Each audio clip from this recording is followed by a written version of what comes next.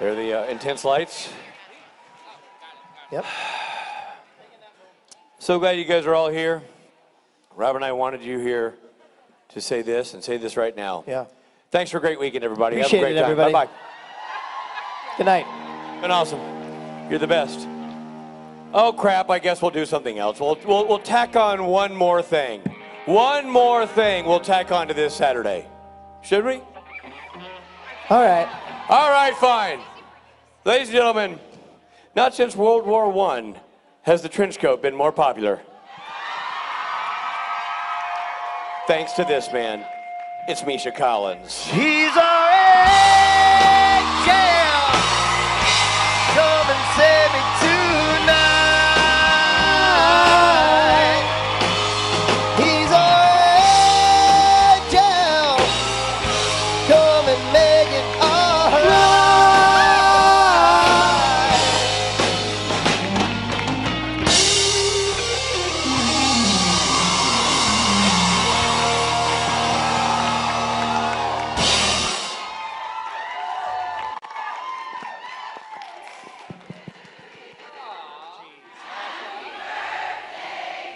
Her name is Kat. Happy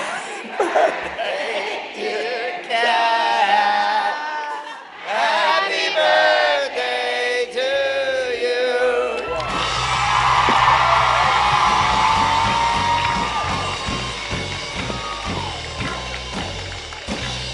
Just when we were starting to forget. Yeah, I had just started to get over the trauma of recently having had a birthday, and you had to go rub my nose in it. Thanks a lot. We feels like we just saw each other. We Just did saw a each convention last A weekend. couple of days ago. We did? We did a convention last weekend, and in Denver, and then there were really bad forest fires up in BC, causing lots of smoke in the Pacific Northwest. So I never went home. So I'm still wearing the same clothes that I was wearing last weekend. Where did you stay? And I might never change. Wow. It's feeling. I thought you were going to say, I might never go back. I might never go back. Where did you stay in the interim?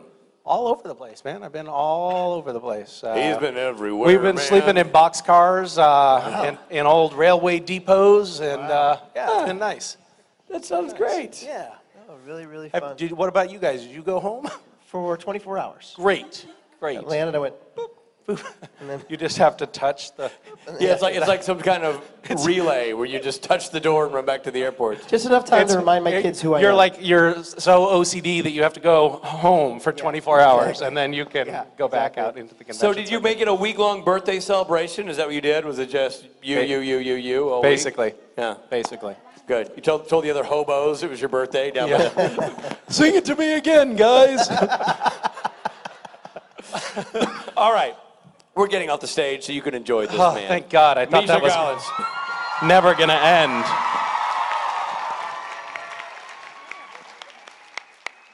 I'm so sorry they took up our valuable time.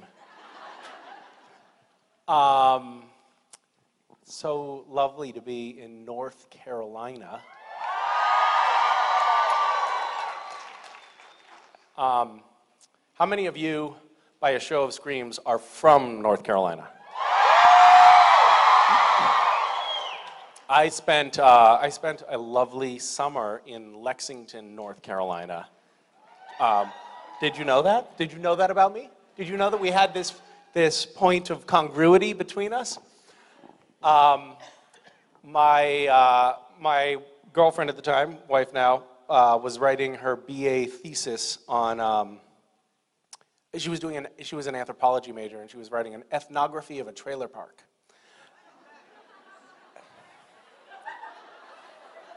Really.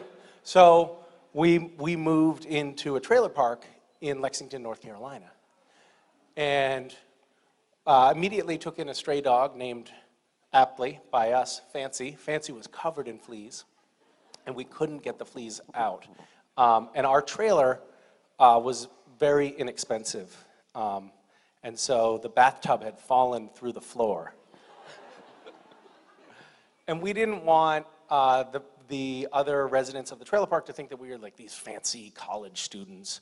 So I got a job at PPG Fiberglass Factory. which was awesome. It was as good as it sounds. How many of you work at the PPG fiberglass plant? Good, so we can speak honestly about it. It was as bad as it sounds. And so I was remembering that because this morning I went for a run and I nearly died because it's so hot and humid here. And it was, and I remember that distinctly. It was like this sense, it gets worse. I know, I spent a summer here. I was just telling you. But I love, in the green room right now, we have a pitcher of sweet tea and a pitcher of unsweet tea. And I love that choice every time. It's like, what do I want? Sweet? Wow, you're a divided state, aren't you? What portion of you is sweet versus unsweet? Everyone raised their hands. I love that. This is not how to conduct a survey, folks.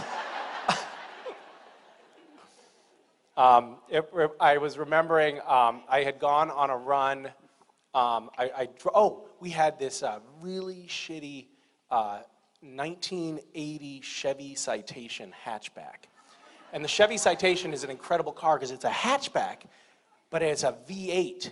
So it burned an enormous amount of fuel, and the engine was so big that when you turned the ignition off, it kept running. Like this car would just be like for a minute after you turned it off.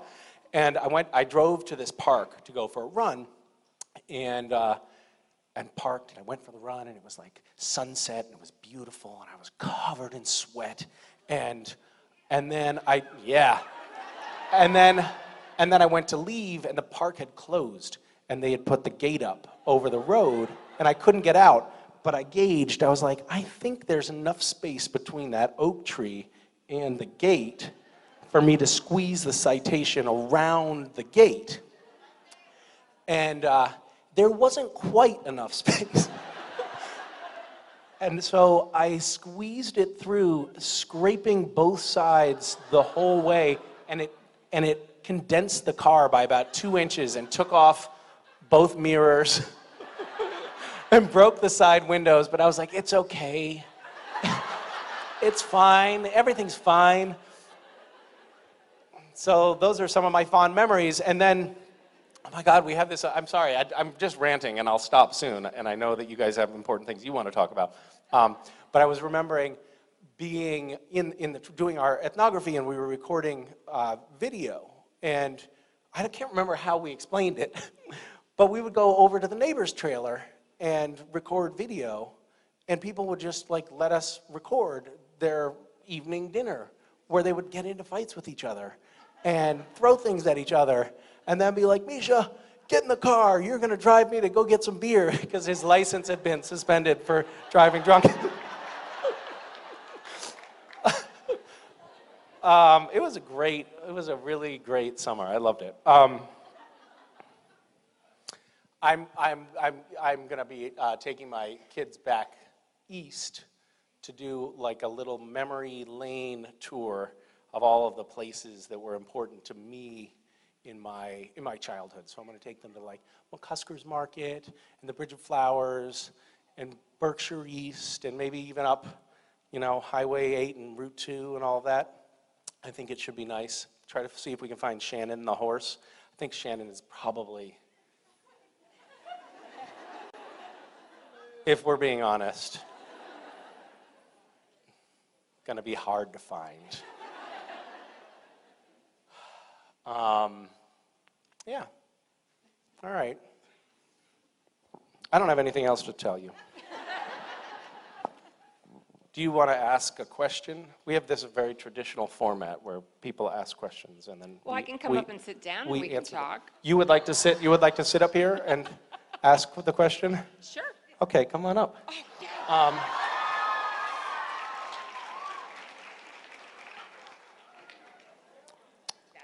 Oh, hi, how are you? Yeah, please have a seat. And please, everyone, no upskirt photos, please. Oh.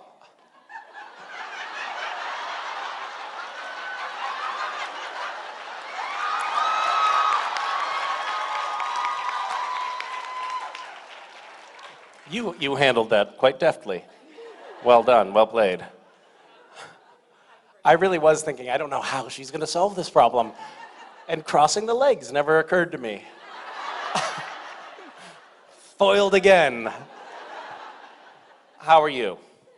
Oh, Happy birthday. thank you. Where are you from? From the Concord area, Concord, North Carolina. Great. How far is that from here? About 3 miles up the road. Are we in Concord right now? Yes. Okay, so that sort of made me look stupid. You have a barn? So we have a bar in our basement, so if you want to come over for a drink later, you know. A bar, not a barn. No barn, no animals, no. No horses named Shannon. No. No, but my husband is from West Virginia, so. Oh, so he may have had relations with a horse at some point.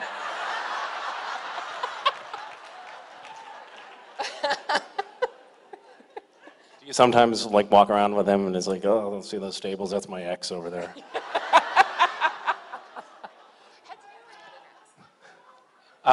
You have an ex? How'd you know that? I'm sorry. I know more about you than you think.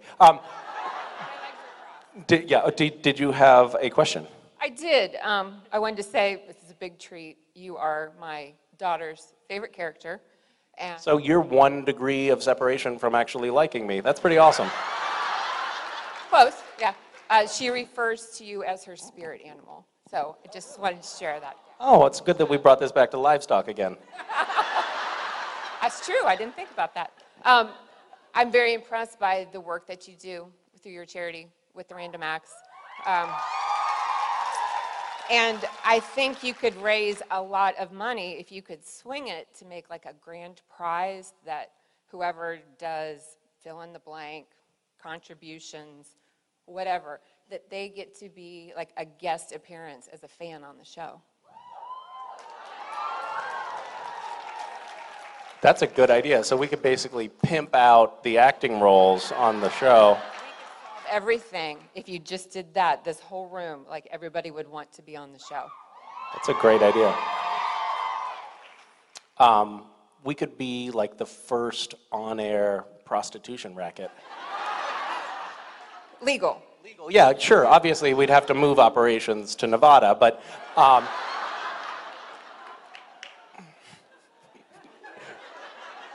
right. Well, that's a great idea. You know, we actually did that once. Well, my question sucks then. I didn't know that. No. No. Your question is great. It's derivative, but very good. We did or Jared and Jensen really did something in the Austin area. They did a fundraiser, and then the woman who bid the most, gave the most, she got to come and be on the show. And she was really quite good. She was actually better than any of the other professional actors. And so we decided to stop doing that because it was making us look bad. Yeah. Awesome. Well, I think you could accomplish a lot doing that, and you have proven that you have a very global consciousness, and I think it would be an awesome thing to do. well, that is very kind of you to say. Thank you very much. Thank you. It was lovely talking to you.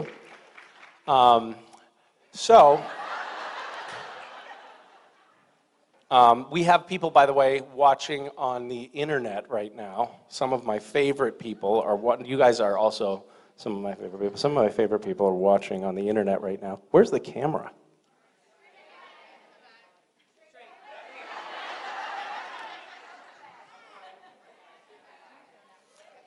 Can you even see us from back there? Are we just like little tiny dots on the horizon?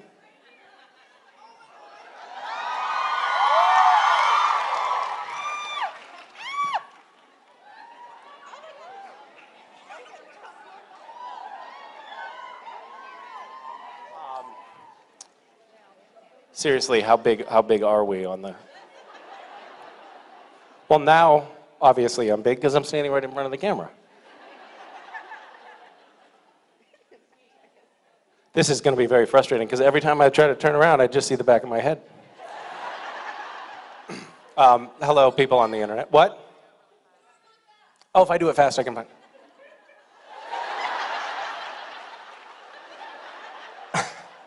Unfortunately, it takes my eyes a second to get focus because I'm old now. That didn't work. Lovely to see you, or to have you see me more accurately. Okay. Oh, and if you guys have any questions that you want to ask, we can answer them. It's not actually true.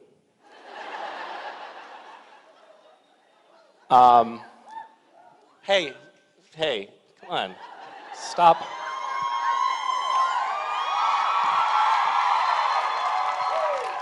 Wait, what the fuck? Why did you get off the stage? I didn't tell you could get off the stage.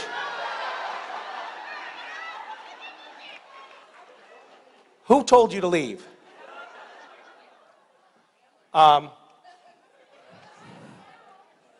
It's ridiculous. Okay, now you can leave. Thank you.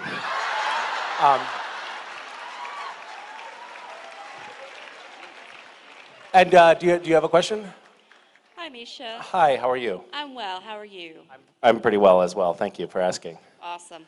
All right, the question I have, and I apologize if you've had it before, is have you ever received a script that you've read and thought my character would never say that or do that and felt the need to argue the point? And felt compelled to argue the point? Yes. Yes, of course I have. Would you expand on that, please? I have specifically in the past been asked not to talk about things that got changed between first draft and what the final product is. Thank you for helping me talk. It's not my strong suit. So I won't talk about things that we ruminated on that might have been important to the storyline that we then changed in a dialogue between actors and writers. The writers on Supernatural don't so much value our opinions as they just want us to leave them alone. So sometimes they'll make changes to make us shut up, knowing that they can cut that out in the edit. Yeah, it's how people handle belligerent children or something. Yeah. But there was one early on. It was season 5. There was a scene where Cass sits on a whoopee cushion, and I was just like, "This is so stupid. This is so juvenile, and it's so stupid. It ruins the whole scene. There's like a substantive scene here, and then Cass sits on the whoopee cushion, and it doesn't make any sense. And also, angels don't fart, and so we." And Jared and Jensen were like, "Oh, yeah, whatever." They'd been on the show long enough that they didn't care about anything anymore. But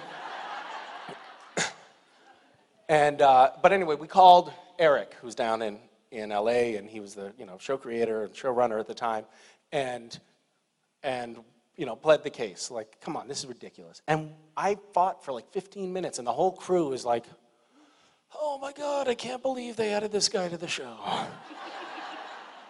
And Eric held his ground. He was like, "No, it's important to the scene that Cass sits on the whoopee cushion. You'll see, it'll be funny." Which it was. It was actually a great element in the scene. So it proved to me that my opinion doesn't matter. Thank you very much. Thank you. Hi. Hi, I'm Shaya. Hi, Shaya. Hi, Shaya. How are you? So my question is, now that Jensen's kind of off doing his Michael thing, how has the dynamic between you and Jared changed on set, and how much more does he screw with you now that Jensen's not like, well, there to also screw with you, but kind of protect you from him? I wouldn't characterize Jensen as a protector in any way. Things are actually at their worst when they're both there. They feed off of one another's malice. So do you think you're safer now that it's really mostly Safe just is not a Jared? word that I would apply to the workplace environment. Yeah. I mean, I've told this story before. When was the last time I told it? Anybody remember about the episode My Bloody Valentine? Has it been like a couple of weeks at least? Okay. What? Tell it again? Thank you. Now I'm feeling safe. So we had this scene, I think this was also maybe season 4 or 5, or kind of early on. And the way it works is the director is in another room. So the director is looking at the monitors and can't see what's going on. They can only see what the camera sees, which is sometimes not the full picture. And there was this scene where we were in a morgue, and I cross the room and I come up to this stainless steel gurney, and Jared is standing here and Jensen is standing there facing me, and I deliver my dialogue as I'm walking across the room. I say blah blah blah blah blah, and then I get up to the gurney and I stand there, and in the first take that we did, Jared had a broom in his hand and he just tickled my balls under the table a little bit.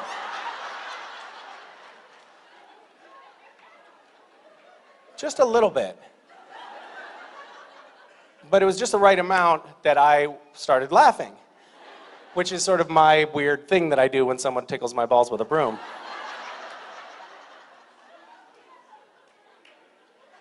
And the director's like, hey, Misha, come on, pull it together, because the director can't see the fucking broom under the table. And so we did another take, and I come over and get up there, and Jared is also flexible and has long legs, and so he just put his foot in my crotch, and again I laughed, and again I got reprimanded by the director, and so we go in for the third take, and Jensen says, Misha, just stand over closer to me, and don't look at Jared, just deliver the line to me. And I was like, thank you. Thank you. And so I go up, and I don't want to laugh, right? I want to not get yelled at by the director again. And I get up there, and I deliver my line straight into Jensen's eyes, and he goes,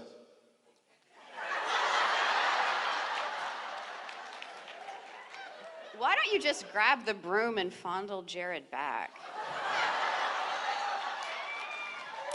I mean, you know, he hindsight's deserves it, right? 2020. Anyway, thanks for asking. Hi, Hi. Misha. I'm Ashley. My question was, as a Buddhist and myself as someone who studies as well, has it influenced your acting, and has it influenced Castiel anyway in terms of you play him maybe kinder than most of the other angels? So you mentioning that Buddhism, I wouldn't necessarily call myself a Buddhist, but I do practice like a sort of Buddhist meditation. And I do think that has influenced my performance because Castiel more or less comes across as just asleep all the time. Just, devoid of any emotions, catatonic, almost like in a meditative state. So I credit that work that I've done on myself with being able to bring a character to the screen who has no emotion whatsoever.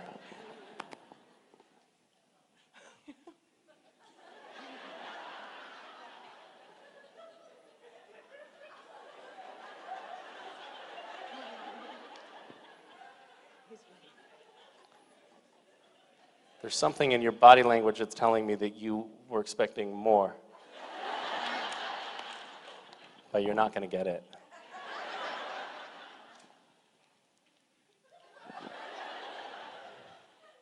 This has been very awkward.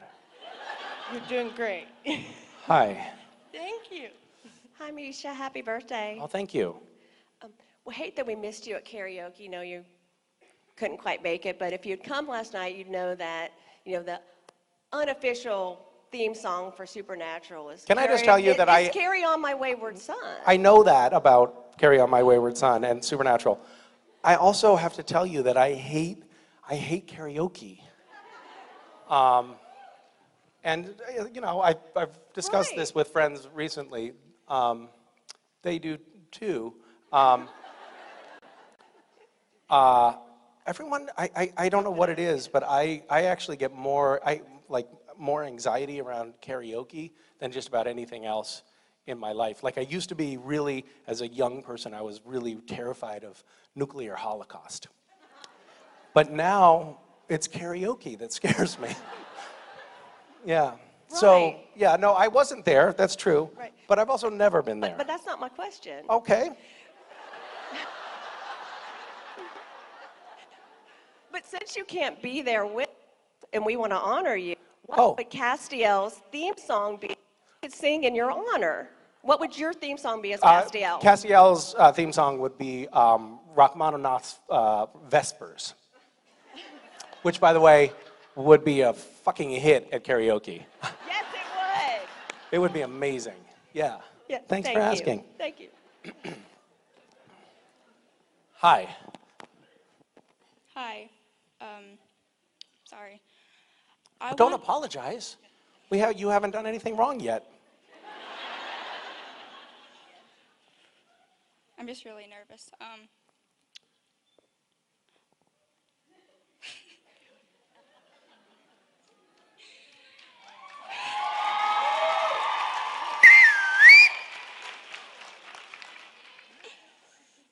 I really want to know how you deal with like all these emotional fangirls and everything. Oh my God, so good to like just pour my heart out right now. They're the worst.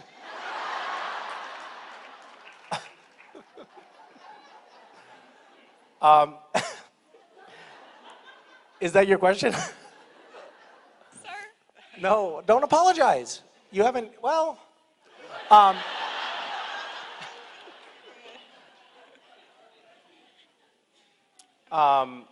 I'm really bad at it, to be honest with you. I've had conversations with psychologists about this very question, like, how can I be at once supportive and a good person, and on the other hand, like, process things? Because, you know, we have these very intense, brief, personal interactions with people who know us a little bit, but we don't necessarily know them very well. And that's a kind of a strange dynamic to be in with people. And I vacillate between having it feel like deeply connected and loving, and being totally freaked out by it. And it really does change. Like there was a moment earlier when I was doing photos when I just felt like each hug I was giving people like was really conveying something about like humanity. I don't know, you know, I was just like, this is lovely just to have this brief connection with all of these people. And then sometimes, you know, there are a lot of people in here, over 20 people in this room. And when you have that many people in one place, you're gonna have people who have traumas, or who have recently lost loved ones, or who are struggling with a sickness or a difficulty in their lives. And people will often share those with us. And sometimes it's like, it's an incredibly intense thing to process in a brief period of time. And sometimes I feel incredibly ill-equipped to do it. And I become tongue-tied like I am right now, and I don't quite know what to say. And I don't ever want to like put up a barrier and say like, don't talk about that stuff with me. But I also don't necessarily know what the best way to respond is in this brief moment. Like we have these little transactional moments, and sometimes they're intensely emotionally charged. And it's not something that they train you for in acting class. Nor does anyone train you for it. It's just something that you sort of find yourself in this strange situation where, you know, people are, you know, intensely trying to connect with you. Sometimes, you know, trying to take a photo of you while you're peeing in the bathroom. And by the way, to the man who tried to take a photo in the bathroom earlier today, I wasn't talking about you. You were being very respectful.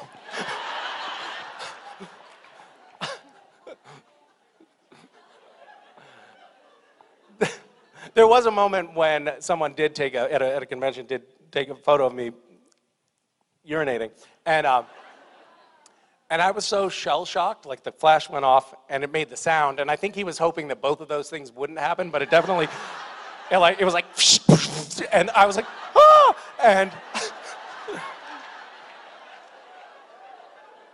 And I was so stunned, and then he like ran out, and it was a very crowded convention, and I was like, man, camera, flash.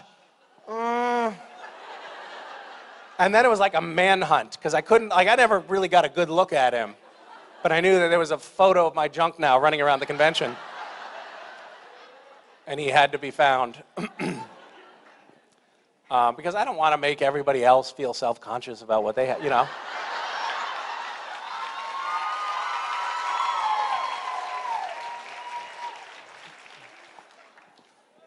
But I digress. Thank you for your question, and sorry for being so earnest. You're fine. It won't happen again. Do you have more to Thank say? you, Misha. What did you say? Thank you. Thank you.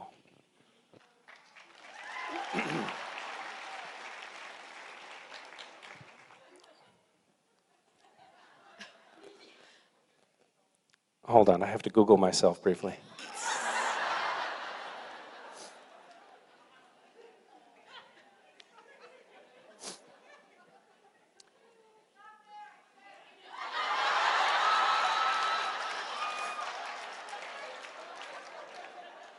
I'm looking at some of the questions from the internet people.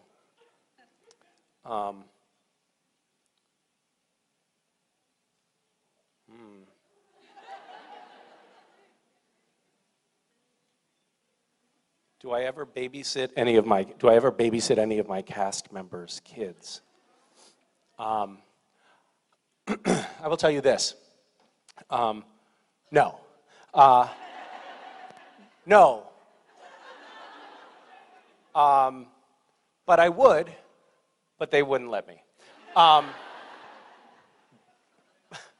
We were in Rome many years ago for a convention. I think West was 2, and we went out to a big fancy dinner, the whole cast, and Jared and Jensen did not yet have children, and we had been very careful about introducing West to junk food.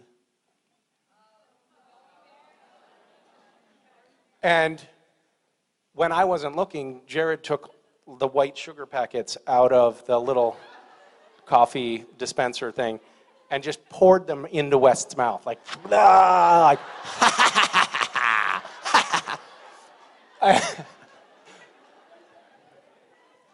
And then I subsequently brought West to a convention a few years later, and a fan brought Jared. Jared is a fan of gummy bears, which is obviously a health food, and they brought this giant gummy bear that was about this big and not made of the same material that normal gummy bears are made of. This was pure toxins. And he was like, West, come here. And again, I was busy taking photos. I turned around, and West had like bitten the face off of this monster gummy bear, and like I could see spirals in his eyes. And he was shaking.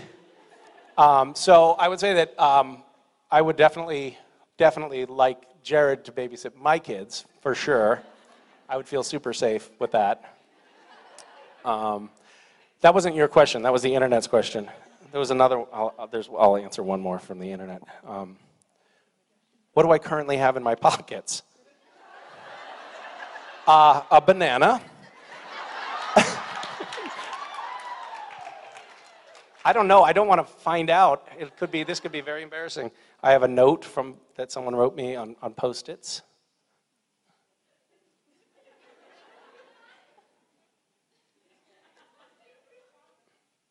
I have 10 hits of ecstasy.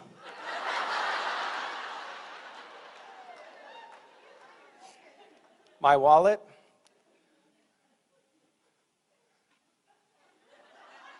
Whew, that That's it. Glad it was nothing embarrassing. Okay, back to regular programming. Whose turn is it? Is it yours? Hi. Hi, Misha. Happy birthday. Thank you. I have a question. It's for my friend. She saw you, Jennifer saw you in Denver, and she wanted me to ask this question for you. Okay. She wants to know, what book have you read that you would like to see turned into a movie? And if you would like to star in it, what role would you like? What book have I read that I would like to see turned into a movie? And what was and then who would I like to play? And then if you would like to star in the movie, what role would you like? That is a great question. I don't know. Green Eggs and Ham and the Goat?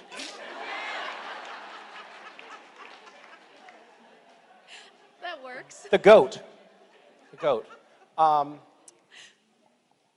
What movie have I read that I'd like to see turned into a movie? I don't know. I'll have to think about that. Do you have any ideas for me? I know a lot of books. It just depends. The Night Circus is a good book. The Night Circus? What's that about? It's about a bunch. It's not like the circus about people who have a lot of different So it's magical badly, powers. badly named. Well, it's still it's a circus, but they have powers and they're able to do things like almost like transfiguration in a way. It's really cool. I think you would be good as the lead guy. Oh, really? Don't ask his name because I can't remember, but I think you would fit perfectly. That's very exciting. Thank you for the casting opportunity. I don't know. I might like to do some John McPhee book.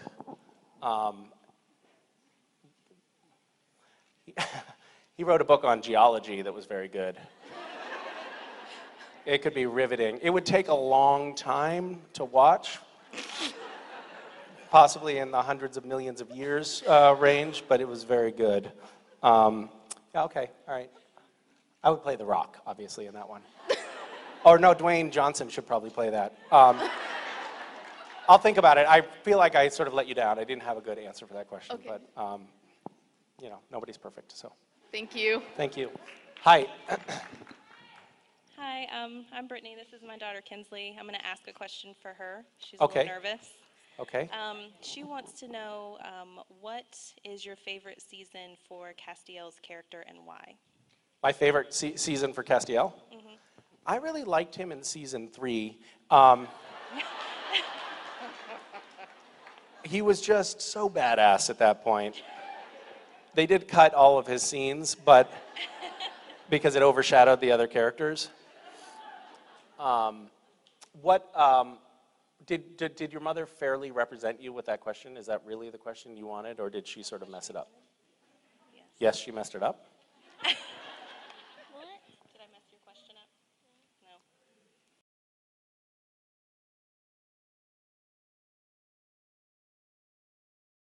No. No? Okay. Now neither of you are talking into the microphone, so it's making it for a very awkward conversation. Sorry. I'm sorry, what is your name? Younger person? Tell them your name. Kinsley. Kinsley. Hi, Kinsley. But that wasn't so bad. You're a pretty good public speaker, actually. Have you ever talked in front of people, like at school or? Yes. And it's fine, right? Everything works out. I mean, you probably only have nightmares for a few weeks afterwards. Do you have a favorite season of the character? Yes, she does. 12. Season 12, recently. Why? Why do you like that season? Do you see what I'm doing to you? All right, I'll answer your question. I think I liked season when he became human.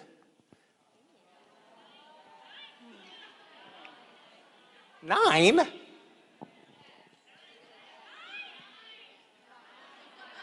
It was that late that he became human?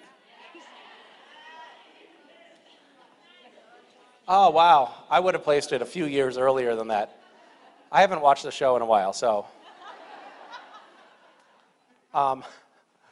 It's, when I first started doing the panels like this and getting up, and I don't know why they call it a panel because it's just one person, but I was like, oh my God, I'm so nervous. They're going to ask me questions about the show, and I've never watched it.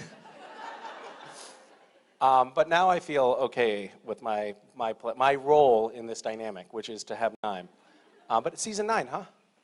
Yeah, I liked season 9. Oh, she's gone. What happened?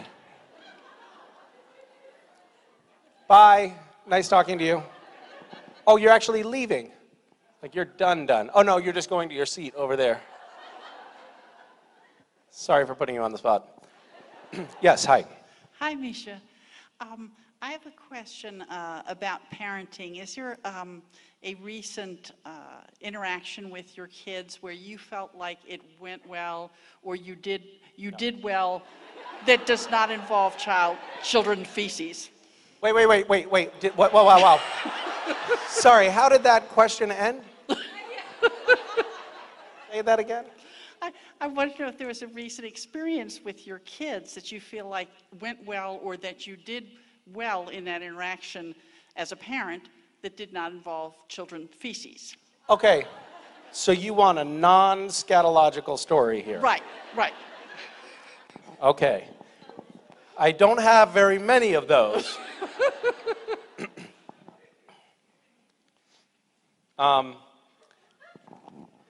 I think so. You know, somebody just told me an interesting statistic that's not a statistic. It's just a fact. So the number one determining factor for success later in life, like if you have children and you send them to lots of camps and teach them to play cello at a young age and train them to be great athletes, all of those things actually don't determine whether that child ends up being successful. There's no real correlation between all of that work and having a successful child later in life. But if you demonstrate love to your children, that does. That's the biggest contributing factor. Someone told me this. This is completely unsubstantiated by anything other than somebody in a kitchen being like, hey, did you know this? And I'm telling it to you as if it's a fact. That's how fake news gets spread, people. But I liked the sentiment of it, and so I'm sharing it. So we were lying in bed, reading bedtime stories, Mason on one side, West on the other side. And I said, I love you guys so much. I want you to never grow up. I want you to stay my little kids forever. And Mason said, no, we are going to grow up. And I said, no, I want you to stay my little kids forever and ever, and I want you to never grow up. And Mason said, no, we are going to grow up. And I said, no, you are not going to grow up. I want you to stay my little kids forever and ever. And Mason said, no, we are going to grow up, and we're going to get old, and we're going to die.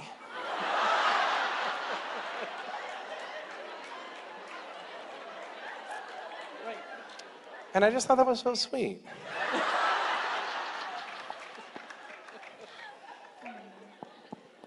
Okay. We were lying in bed another time, and I said, I love you to the moon and back. And Mason said, I love you to the stars and back. And Wes said, I love you to infinity and back. And Mason said, what is infinity? And Wes said, infinity is just something that goes on and on forever. And then Mason said, so is this infinity? And Wes said, actually, yes. This very moment is infinity. Isn't that cool? Wow, that's very cool. Thank you. Thank you. That was not a demonstration of good parenting, but it was a way to show how spiritually advanced my children are. Hi again. Hi. First, I wanted to thank you for all of your inspiration through Random-Acts, and to tell you that you inspired me to take in a family that was homeless. Oh my goodness. Well, thank you for doing that question, for a family. That's incredibly kind of you. They bought you a gift. I can give it to you later. But my question is, would you ever consider running for president since I see all of your tweets?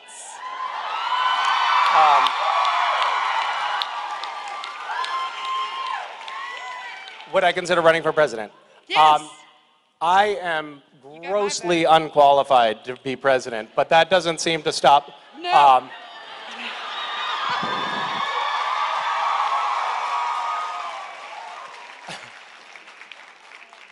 It's been a very inspiring couple of years for people because everybody in America is like, shit, I could be president. I could do this.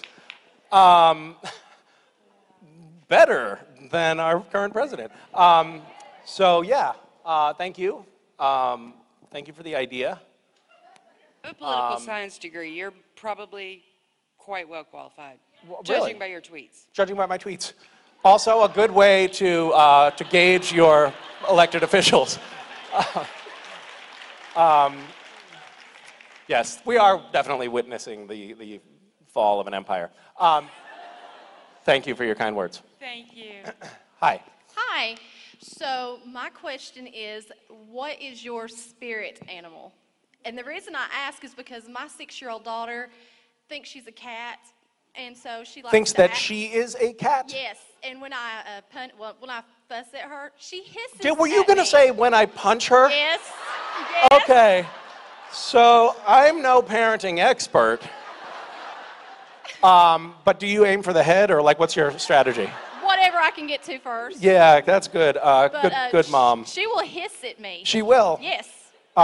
So in other words, you have so traumatized your child that she now reverts into an animal state and is nonverbal. Right, pretty much. You're doing something right. Thank you. I can pass you on some pointers. This is very uncomfortable for me. So just sidebar, try not to punch your kids. And spirit animal, I mean, probably unicorn, I would say. Yes.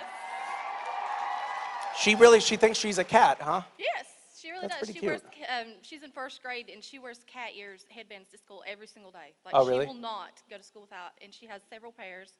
And she is a girl, so she has to match. Are they like furry ears? Some are furry. That probably some helps are protect her glittery. from the fist when it comes in. Yeah, The it's little- good padding. Yeah, Yeah. that's why she wears the tails sometimes too. Yeah, that's smart. Okay. I'm going to tell one more, since you are prying, I'm going to tell one more story about my daughter. Mason does not think she's a cat, nor do I beat her very often. But she does have an imaginary friend named Bobby. And Mason is very sweet. Bobby, by the way, is a girl, which is fine. And Bobby, Mason came and reported to me, Dad, Bobby said a bad word. And I said, what? Yes, Bobby said a bad word. What?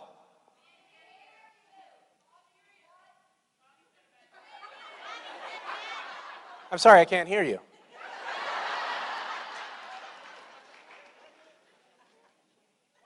Talk into the microphone, I can't hear you.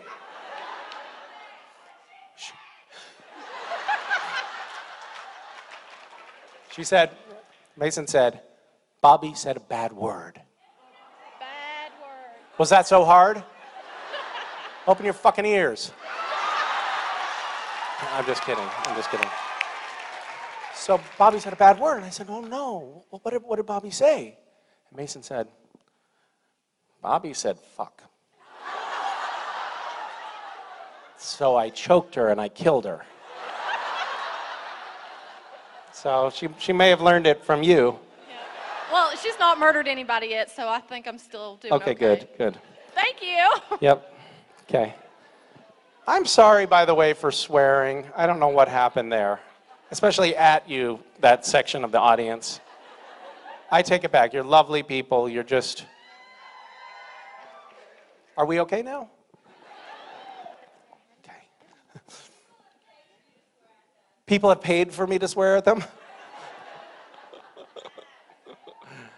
I love that idea. And now we've added a new premium package, the berating package. It's the double platinum ticket, where Misha will yell at you and then urinate on you. Hi, Misha. Hi. Hi. So with the new Bill and Ted movie coming out, Oh, right. This is a big deal.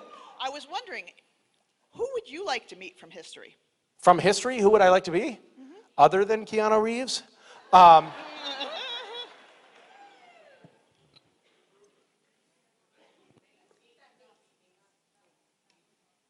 What? You're just saying the word meat to me over and over again. Meat. There's a woman in the front row that's just like, meat, meat, meat. Like it's some creepy fetish mantra. Meat. Meat. Okay, so who in history would I like to meet? Yes, M-E-E-T. And what? What? All right, let me give you an easier question. Thank you. This is my first Supernatural Con, and Oh, how is it going so far? it's No, amazing. You can be honest. It's overwhelming. You can be honest. Yeah, well, Be totally it's just, honest. there's a lot of What's positivity. what's your least favorite part about it? The wait times in the restaurant, but that's okay. I understand. The wait time at the restaurant? Yeah.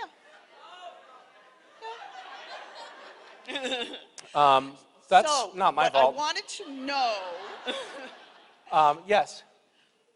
What's your favorite part about it? Can't think of anything What else. I wanted to know. Yep. Was, you see fandoms like Doctor Who and Star Trek, and 20 years from now, Yep. what do you see about this fandom? What would you like to see? Well, what would I like to see in this fandom 20 years from now?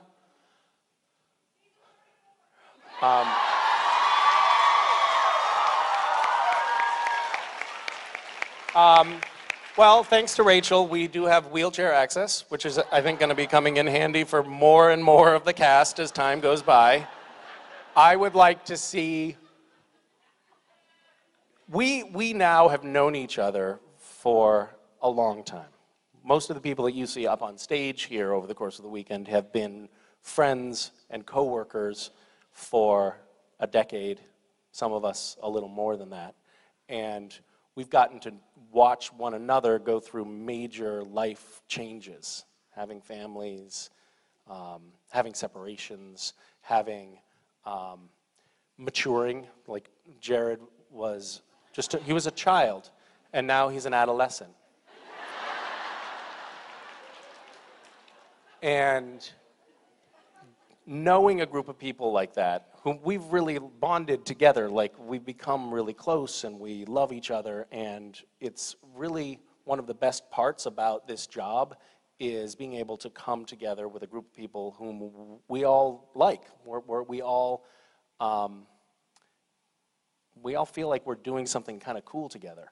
And I would hope that we're all still together, and that the gang 20 years from now is still cohesive and if not vibrant, alive. We've had some like really scary moments. We've had strokes and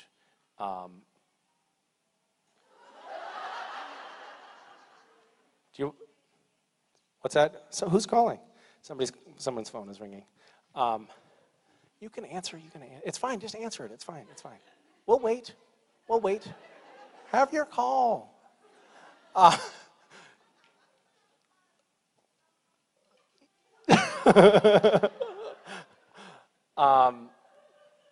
So yeah, I actually do, I do hope that we all get to grow old together. And I think that I am already there. But the others are catching up, and soon we will all be old together, and that will be lovely. It's a very interesting thing, because as an actor, you expect to go into a job and work for a few weeks or a few months, or if you're lucky, a couple of years, maybe 5, but never for decades plus.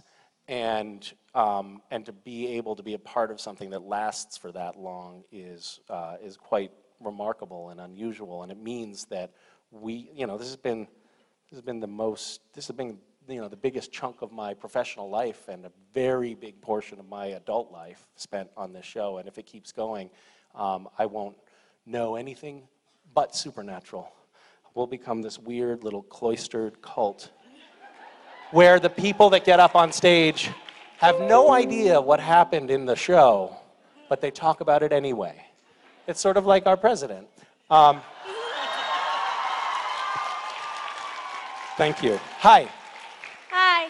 Oh, how are you? I'm well, thank you. How are you? Good. Has there ever been like? Uh-oh. Has there ever been like an episode or a scene that's ever been like emotionally trying or hard for you to do or act out? Well, all of the scenes are hard for me to act out. Emotionally wise. What's that? Emotionally wise. Emotionally, there was a scene. What was interesting? We did a scene where I was Jimmy, and it was after Jimmy had died. So Jimmy, for those of you who haven't watched the show, Jimmy is the accountant who Castiel, the vessel. Thank you. The human vessel that Castiel took over. And Jimmy died. We now know that. It's canon on the show. And Jimmy came back from heaven to talk to his wife. And that was weirdly a very emotional scene for me. It was like, and it was also interesting because I had played Castiel at that point for several years in a row, and I actually hadn't played another character. And I was like, oh my God, I totally forgot how to act also. That's the other thing about working on this for so long. I'm ruined, and I will never be able to do anything else because I've been brain damaged by the process of playing Castiel for so long. Thank you. Hi. Hi. I'm freaking out. You ever sign up for those things and you're like, yes, I want to win, and you get there and you're like, I don't want to win. Why did I do this? Yeah. Yes, that's me right now. That's how I feel right now. I'm like, what do I say? But then earlier when you were talking about whenever you were trying to do that role and the guys kept messing with you under the table. Yeah. Okay, so I thought you said Jared had a boob, not a broom. I have not ever publicly disclosed that. So. As far as you know, he does not. Just as a whole, how do you think we as Supernatural fans can kind of make a difference? You know, there's kind of so much negative things that are going on outside of us, and, you know, what can we do to make a change? First, I would say kill as many demons as you can.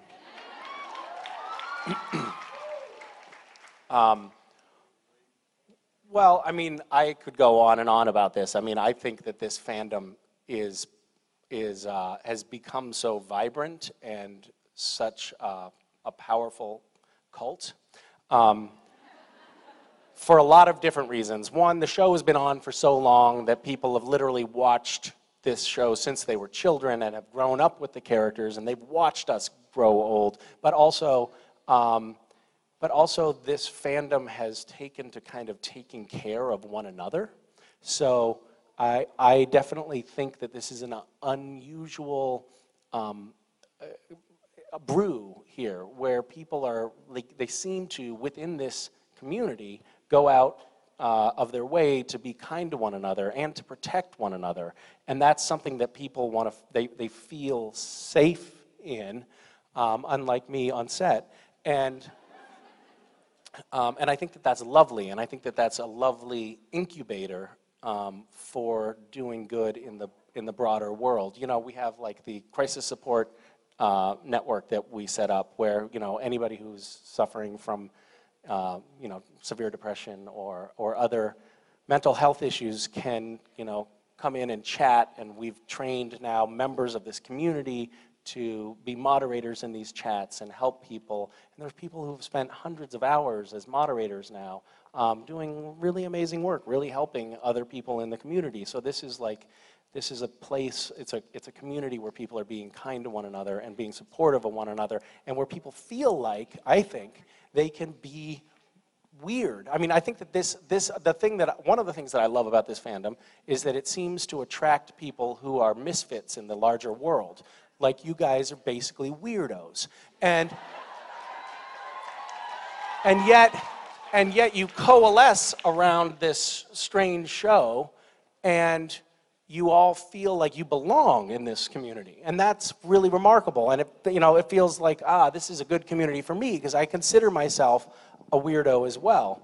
But I've noticed, and we've done a lot of projects with Random Acts, like, building an orphanage or a high school in Nicaragua, like things that this fandom comes together to do for the outside world that are really quite remarkable and kind of powerful. And I don't know, the only other thing that I would mention at this particular juncture is I think as a fandom, we could rally around the other idea of building better civic engagement in the world at large and amongst ourselves. So making sure that we as members of this community get out and vote, read real news, get our friends and families engaged and informed. At this juncture, I think that that's important, because I think people need to be paying attention to what's going on in the world in order to affect any positive change in the world. And Rich and I set up a voter registration table with the help of some really awesome volunteers, which is here at the event. So if you want to just go register to vote, or tell your friends to go register to vote, or even see how you can, when you leave here, get people to register to vote, and then remind people to vote when the time comes. That would be helpful. That's one thing, one concrete to-do item for you. Thanks for asking. Hey, let me ask a follow-up question on that. So I saw for your birthday, I saw because I'm in the video, that you posted a video about people for your birthday. You wanted 44,000 people to promise to vote, to click on the button saying, I pledge to vote come election time. Where's the count? How are you doing on that? We're a little bit above 30,000 at this point, I think. So we're not there, and I'm super disappointed. Right, so people have failed you. Okay. Yeah. But if anybody wants to go pledge to vote, just click the button. Pledging is a weird thing, because we, generally speaking, we like to keep our promises. And when someone makes a pledge, believe it or not, they tend to actually do the thing that they promised to do. So pledge to vote. That's a good start. Go register to vote here. Give Misha what he wants for his birthday. Pledge to vote. Yeah. Thank you, guys. Love you. Ladies and gentlemen. Bye. Misha Collins. He's our